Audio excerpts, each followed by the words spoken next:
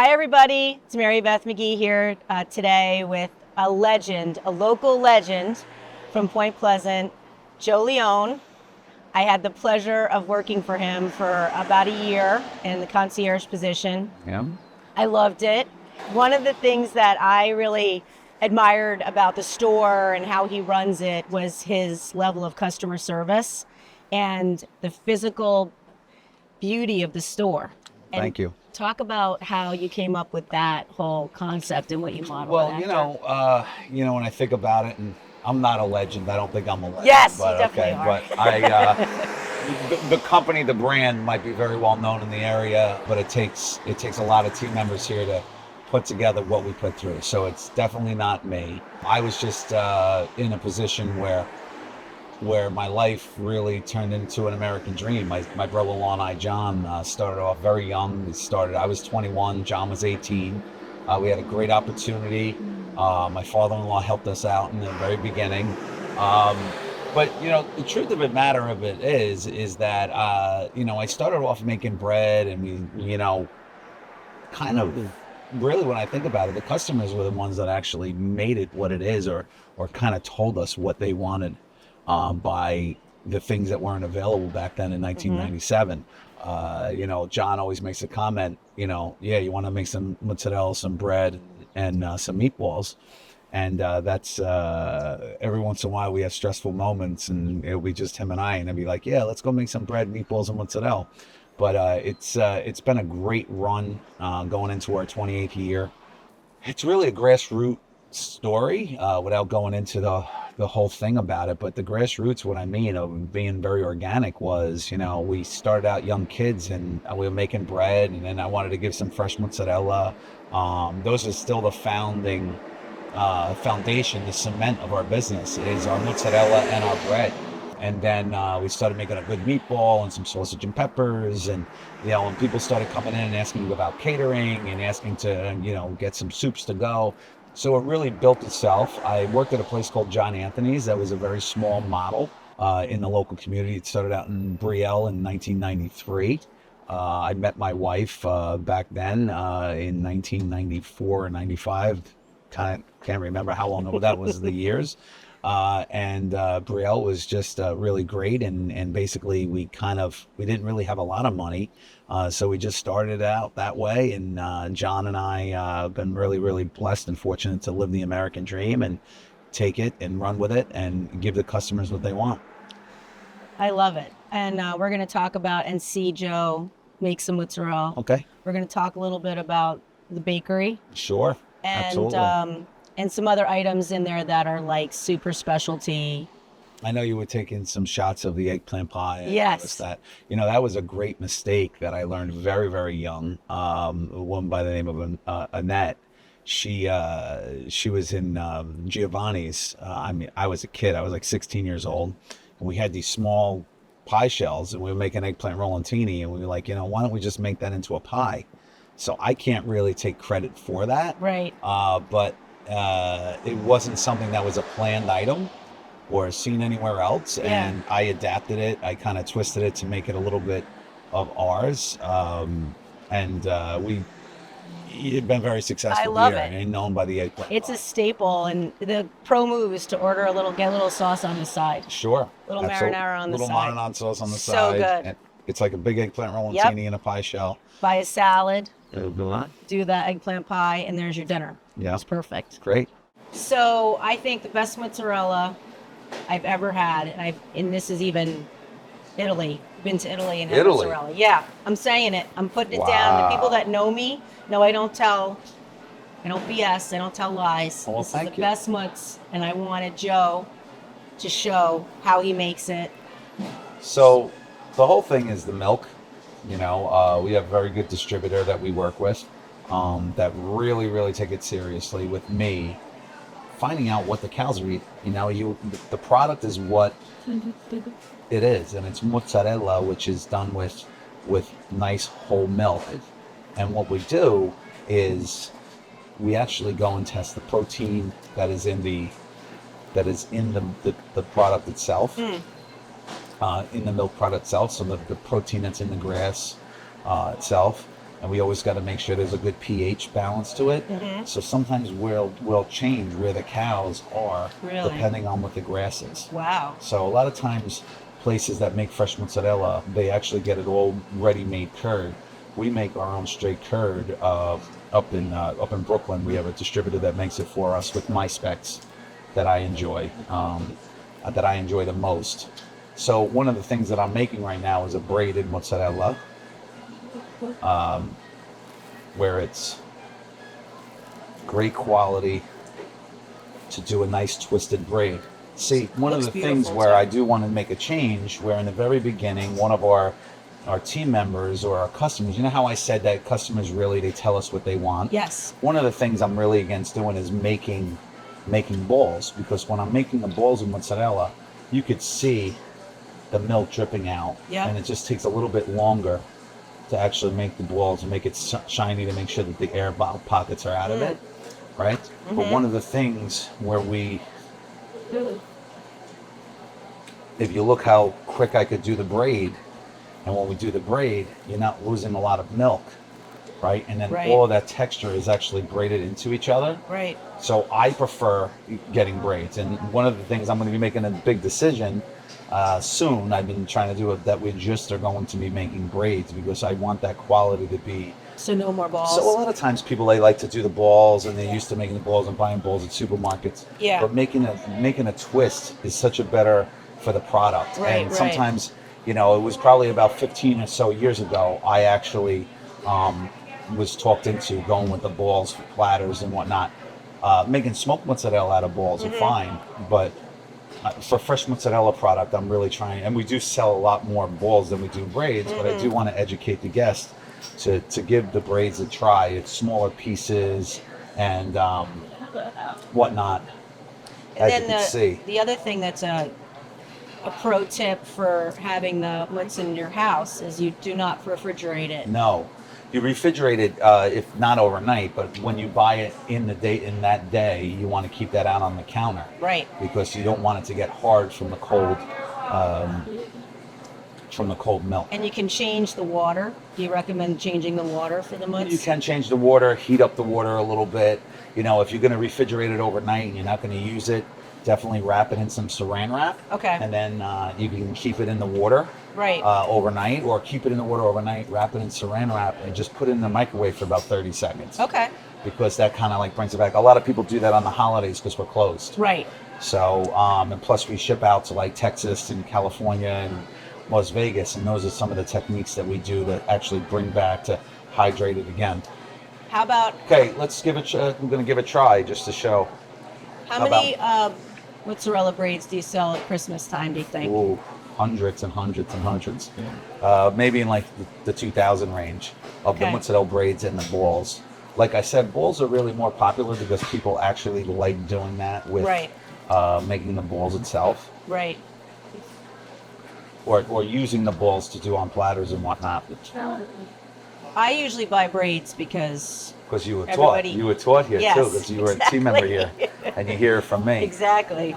So I'm almost done making the mozzarella. We take a lot of pride in our mozzarella. We only have 3 mozzarella makers other than myself here. It's something that you just don't pick on. It's pick up easily. You need to practice. I can't. He makes it look so easy, but yeah, I know I've it's been doing this a long time. Yeah. So, but so we pride ourselves. We we have Danielle, Linda, and Juan Carlos. They've been making mozzarella here for years, and we take a lot of pride in what we do. Our mozzarella is our pride jewel. That and our bread is our 2 top sellers and what we're known for. Now you could see here, and I'm just going to show you the example. And we like to pack it in our water, right, instead of wrapping in paper. But look at see the mozzarella milk coming out. Yep. Right. Yep. And then so instead of having those round balls, it's nice. It still holds up. Yep. But you can see in here how it's all tied together and it's bound. So. Try a piece? Yes, definitely. Go ahead. You try a piece? Nice. It's perfect. And Nice the salt salt. taste. I love the salt. So And that good. was made at 8 o'clock this morning. So all the mutts is made in the morning, fresh every day. And if it doesn't sell, All day. all day. Mhm. And then if it doesn't sell, you guys use it. From Parmigiano, or lasagna, or eggplant rollantini, anything that gets milk into. Okay. Our sandwiches always get the fresh Fresh. mozzarella per day. Here's an old school guy from Hoboken that knows his mozzarella. So another great item is Joe's broccoli rabe. You want to talk about your broccoli Oh, rabe our broccoli a little rabe, yes. My grandmother taught me how to make broccoli rabe, which my grandmother Vincenza, very, very dear, but very hard-head Italian. Funny story. Back in the day at home, they would, like the old-time Italians, would take the broccoli rabe while it was raw, and they would peel it. And they would just peel the stems so they get the bitterness out, and then they would blanch it in water. bit. Peel it with a knife or like a Yeah, peeler? like just do like an X with a knife and then just peel it by Okay. hand, one by Okay. one. So I did everything when I, was out of culinary school and I came here and I started making broccoli rabe. It was like impossible with labor just to keep peeling every broccoli rabe or every head of broccoli rabe or every little stem. So what I did was we wound up putting it in the water, cooking it, blanching it, and then sauteing in garlic and oil. And my grandmother was like, "You're making it wrong. Don't sell it. That's not how I taught you, blah, blah, blah." So I said, "Grandma, we're making over like 45 heads of broccoli rabe. Right. At home, they're making 2 and 3. Right. So believe it or not, my grandmother was so hard-headed, she sat on a stool in the kitchen, the old store, Yep. the original store, Yep. 400 Richmond Avenue. And she sat there all day. She goes, do it the way you're doing it, after it was all done. But she made sure she did all 48 bunches. Wow. And she said, "You know what, do it the way you're doing it. I understand what you're saying." Yeah, so, yeah. But she had to show me that it can be done, and it's to do it the right way. So what I did was I thought about it, and I said, "You know what, why don't we blanch the broccoli rabe?" Okay. After it's blanched and cooled down in boiling water. And what I do to keep it nice and green is we use lemons in the water. Okay. So the lemons, the acid in the water keeps it nice and vibrant and Okay. bright. Because sometimes broccoli rabe tends to go a little bit brown looking. And we don't want to do that. We Right. want to keep it nice and vibrant with the lemon skins and everything. We just take a half a lemon and put it in there. So then what we do is now, because it's softer, Right. we can move faster. Yep. And we actually do strip every piece of Wow. broccoli rabe. And we pride ourselves on our broccoli rabe. It's delicious. We call that chinjarab in my family's dialect in Molfetta. But this is a very popular item, along with our grilled vegetables. It's all about the ingredients. Yeah. It's But all always of giving the those- best quality ingredients you possibly can get your hands on. Exactly. One of the things I try to do is give value. We try to give value here where they have value, they have, they might be expensive, but then they're saying, wow, this has a lot of value too. And that's our Yes. goal. It's very hard, difficult times, but we're trying our best to do the best we can. Right. Joe has a really cool product in the bakery that converts the water, Mhm. right? And I felt when I started working here, I thought this was so interesting. You want to go over and see it? Yeah. All right. Good. Yeah, we do. All right. Let's go over to the bakery and check it out. But, all of our breads, as you could see here, when you come in the store, you could see the difference of what the different water is. One of the best breads I've had here in the United States is from Adio Bakery. Okay. On the corner of Arthur and Hughes Okay. in the Bronx. And I asked Larry, I said, "Can I get samples of your water so we could test it?" And I'll explain it to you how it all works All over right, there. perfect. But Point Pleasant Beach water, and then this is New York water that makes our product so what it is today. Awesome. So when I started working here, like a couple weeks in, we did an orientation, and you come into the bakery. You make your own bread You because make that's your what we own started. bread, yep. You know how I don't like to compare us to Disney, but like how Disney is all surrounded by the mouse. I always try to get in the mindset of all the team members that Joe Leone's is all surrounded about bread. Right. Because that's what was the intention of homemade fresh bread. Because down here, I should say, we did not have it as Yes. readily available, especially with a hard crust. And those are the things like we were talking about with the water. What makes the performance of the water, Right. not just the taste of it. Right, right. I know the nice crusty bread. Mhm. All the different kinds. Focaccia. See, what we do that makes our bread very unique is it's like fine wine. It's very, very long and slow fermentation process. So we use a very, very little amount of yeast. Okay. So what we do is we let a good rise go for a total of 18 hours. So what we're doing now is we just made our bread, and this is for tomorrow's bake-off. And what we're doing is just rising it very, very slowly. What time does the bakery open? 4 o'clock In the morning. in the morning. They come in, we take these racks out, we let them proof a little bit, and we go in. But over the night, we have a low velocity refrigeration. It's kind of like a humidor that helps develop the bread. Okay. Right over here, this is our New York water maker. Very good friend of mine, Paul Arrigo and Al Dorso. They invested into this company to make a machine. Dr. Moyer, he actually invented it. So you got Point Pleasant Beach water. It's coming in there with all of this exact pH. As you can see, the temperature were very similar from when we tested. So we took Point Pleasant Beach water and Bronx water, and it was the same temperature. And what we did was we just did the comparisons. You could see the conductivity of it, the alkalinity of it, the hardness of it. Now, New York water is by Bear Mountain Watershed, so it's the feed that comes right out of New York, the New York watershed of Bear Mountain. Upstate, and it goes right into New York. And New York is like the first borough that it's actually going into, Yonkers, New York. And then what we're doing is we're taking that water. It's not reverse osmosis. Okay. So a lot of people say, oh, it's reverse osmosis. There's actually a tank, a resin tank. There's another tank here that it goes through softeners, and it actually comes out here. And it's a lot of times, you say the bagels, the pizza, the bread isn't like New York, which is true, but it's not what the taste is all about. Water all over. You can make bread anywhere and have a good tasting bread, but the performance of what happens when you bake the bread in the oven, it's all about the performance. One of the things that we did was we took 2 tests.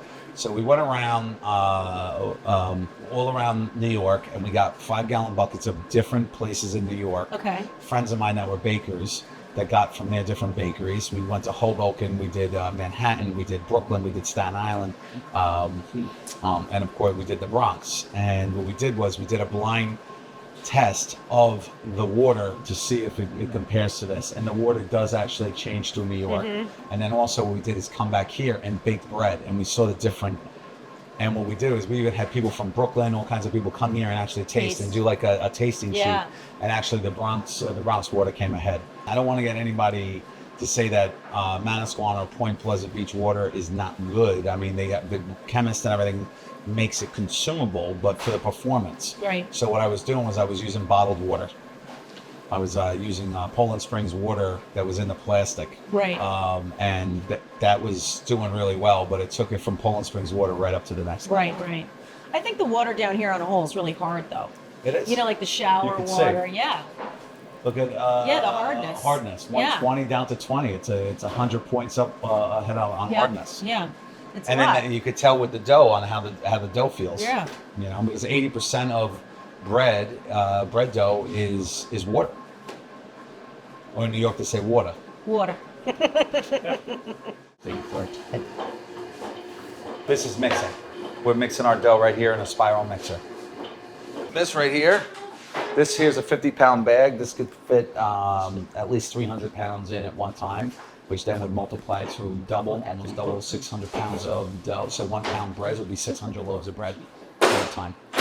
Roughly make about 1,200 pieces of dough a day. That's on an average day. Christmas, 5,000. So it's very blessed to have a great, busy bread business. So one of the cool things in this building that Joe has his bakery in used to be Hoffman's Donuts. Yes, famous Hoffman's Donuts. Which I never had the pleasure of experiencing the donuts. Did you? They're awesome. Oh, absolutely I did. Red Hoffman and the Hoffman family were master donut makers. They did everything very, very old school, and it was really an honor to take over this bakery and still keep it a production bakery. I think it's amazing. But one of the things, this is probably one of the only deals I've made, other than with my father-in-law, was a handshake. We actually bought this building on a handshake, and Red was a very, very solid person. He was a wonderful person to me. He was very generous to me and shared a lot of good things and good tips because he's had so much years, not only in the donut business, also in baking bread. Learned a lot from him. He decided to get out of the business and retire. There was a couple interest in people buying the business. It just didn't work out that way.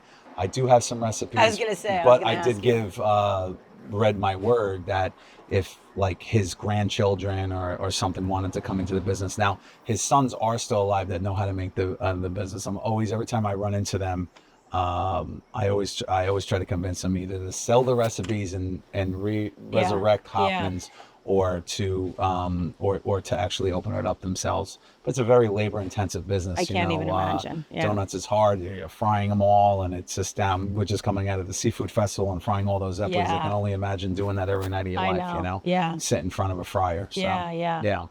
So you still even see here, we still have donut shop there. We left that there. I love that. You could see that we have donut shop there.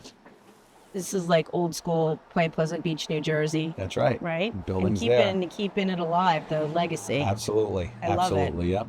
Joe, how do you make all this food in the 2 locations that you guys have? Well, it's very labor intensive, but I think that it's very important to keep everything consistent, right? So what we do is we have everything measured, and this is the baker's mindset that we've had chefs currently, we have chefs currently, and we have chefs from the past that have developed a lot of the recipes that we do, right? So everything over here is all done in pounds and weighed into ounces, right? Yep. So what we do is we try to keep, so we have over in our catering commissary, we have all of our prepping stations that our team actually weighs and measures everything. So like you can see in this box, this kit, this is how it gets transferred. And so the same kit today is being transferred over to Manasquan. So we have multiple kits. So you have everything here. You got your basil, you got your mozzarella, you got your can of tomatoes. Yep. You even got it down to the pasta that's actually weighed for the amount. Yep. Right? You have your garlic measured, you have your butter, our oil, even down to the salt and pepper, right down to the T. Right? That's cool. So then over here we have our hot sausage that's going in the kit. So what we do is our team members that come here, and we do a lot of cross training. So 1 month a team member will be here, another month they'll be over there prepping, and we constantly move it around so we're all cross trained. So you learn like every step of the way. Utopia training, that's what we call it here. So it's totally there. So what the team member does, goes in the kitchen. We're in the kitchen here in Point. Yep. And the same thing happens in Manasquan. We go into the walk-in box, come out with this kit, and we make the product fresh. And as you can see, we have our recipe here. So you have the recipes, right? And then what we do is we have everything step by step. That's exactly, so cool. all the way to what it goes down to the pasta. And then on the back, we know exactly what it's supposed to look like. That's It's very awesome. important to have everything recipe, not only for cost, for flavor, and also consistency. Yep. That's how that happens. When you do the So orientation, you can go into here. from working here, this is your original mixer, right? Yes, this is. The first mixer. So every dough that has ever been made from June 2nd, 1997 to August 16th was August 12th. So every dough that was mixed in Joe Leone's between June 2nd, 1997 and August 12th, 2016. August 12th, 2016, this decided to stop going. And we it died on you? That's it. went to mixer heaven.